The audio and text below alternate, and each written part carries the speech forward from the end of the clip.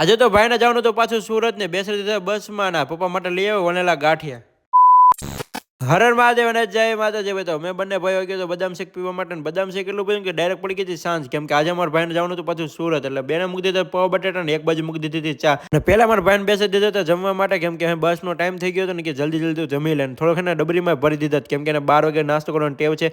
અને પછી અમારે એને ચા બનીને રેડી થઈ ગયો હતો, બંને ભાઈને ચા આપી દીધું. પછી ધવલભાઈ કે અમને એકલો નાસ્તો કરવાનો નથી મજા આવતી, તો બેને પણ લઈ લીધો તો થોડોક પાવ બટેટા. અને ફાઇનલ મારા ભાઈને જવાનો ટાઈમ થઈ ગયો હતો, મમ્મીને બાને બધાને પગે લાગી લીધો, પછી બધાને ટાટા બાય બાય કરી દીધો. પછી અમે નીકળી ગયા બસ સ્ટેન્ડ જવા માટે. અને ત્યાં પછી તમારી બસ પણ આવી ગઈ હતી. તમારા ગામમાં બસ ચાલે છે કે નહીં એમને કોમેન્ટ કરી દેજો ને. અમારે જે ટિકિટ લેવાનું બાકી હતી પહેલા મેં ટિકિટ લઈ લીધી ને પછી ભાઈ બેસી ગયા બસમાં. અને ભાઈને બસમાં બેસાડીને પછી બસ નીકળી ગઈ સુરત જવા માટે. પછી આપણે નીકળી ગયા ઘરે જવા માટે. અને બીજા દિવસની મોર્નિંગ થઈ ગઈ હતી ને આપણે આવી ગયા હતા વાળીએ. અને પછી પપ્પા પાણી વાળતા હતા ને સવારમાં વહેલા આવી ગયા હતા. અને તમારા ખેતરમાં તમે શું વાવ્યું છે કોમેન્ટ કરી દેજો ને. અમારા ખેતરમાં તમે ઘઉં આવી. અને પપ્પા સવારમાં વહેલા આવ્યા એટલે ખાલી ચા જ પીધી, નાસ્તો કરવાનું બાકી. પછી હું બેન નાસ્તો લઈને આવ્યા હતા ને આજે પપ્પા માટે લઈ આવ્યો તો મસ્ત મજાના વણેલા ગાંઠિયા. પપ્પા મસ્ત મજા નાસ્તો થઈ ગયો. અને પછી બેન નીકળી ગયા હતા વાળીએ જવા માટે.